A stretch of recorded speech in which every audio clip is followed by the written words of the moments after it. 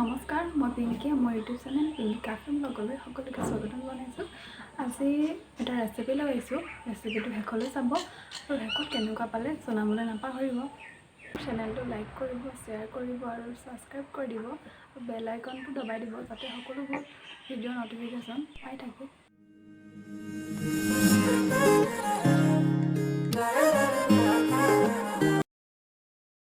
আজি টেঙেচি টেঙা আৰু মাছৰ সৈতে এটা ৰেচিপি বনাব লৈছোঁ। এয়া লৈছোঁ টেঙেচি টেঙা আৰু এয়া মাছ।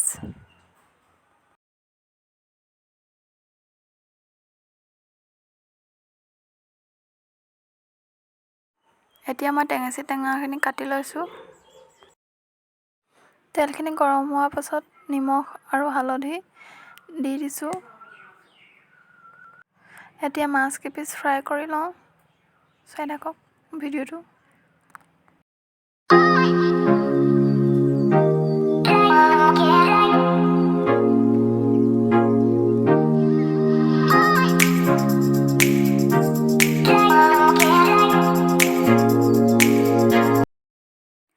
মাছ ভজা তেলখিনিতে টেঙেচি টেঙাখিনি ভাজি ল'লোঁ। পিঁয়াজ ব্যৱহাৰ কৰা নাই, একো মছলাও ব্যৱহাৰ কৰা নাই।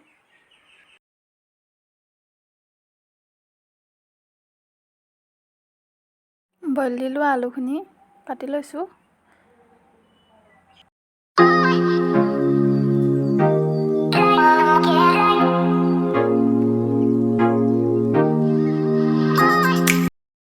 টেঙেচি টেঙাখিনিত পানী অলপ দি অলপ টাইম উতলিবলৈ দিলোঁ।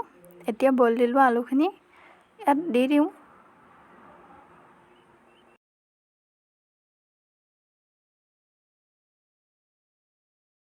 অলপ টাইম উতলাৰ পিছত ভাজি থোৱা মাছ কেইপিচ দি দিওঁ ইয়াত।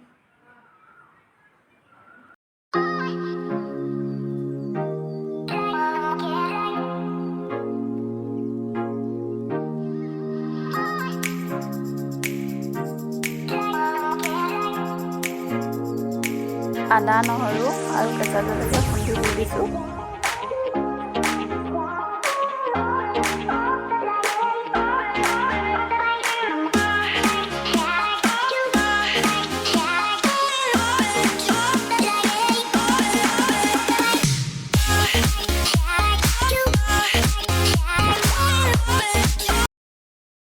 টেঙেচি টেঙা আৰু মাছৰ ৰেচিপি হৈ গ'ল।